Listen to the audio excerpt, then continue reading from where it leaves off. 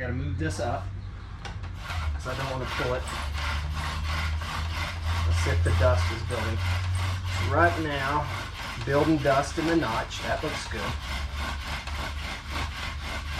Once the dust starts to touch, I'm going to speed up.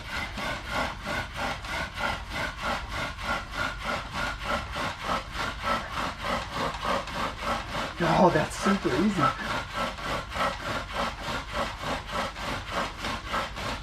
I should have a huge coal by now.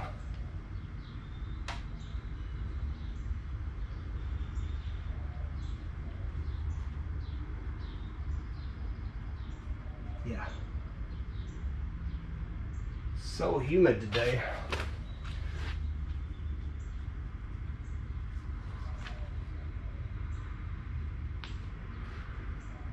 It's hard to keep these going.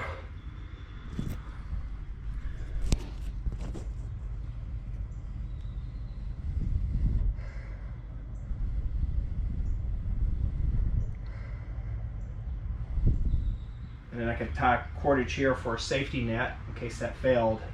And then you just move your weights further out. So I've got mine kind of set.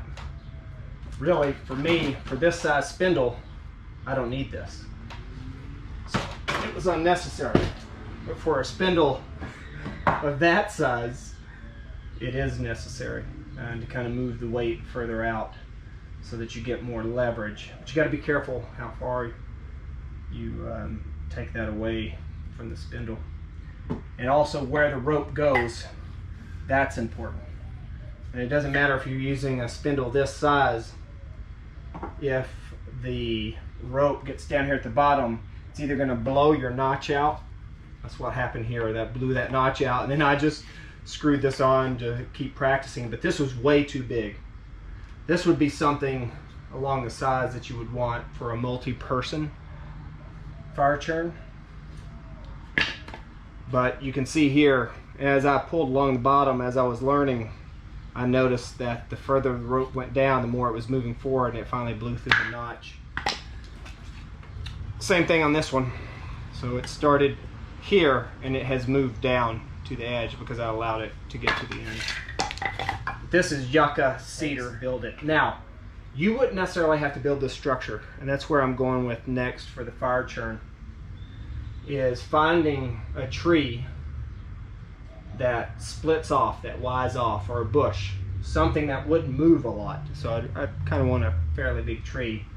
And if I had to, I could just tie it to a tree. It doesn't necessarily have a Y. I could find one with a Y that I could set it in, and the other one I could just tie something on to catch it in case it fell, because really the other end I don't care if it is in a Y or not.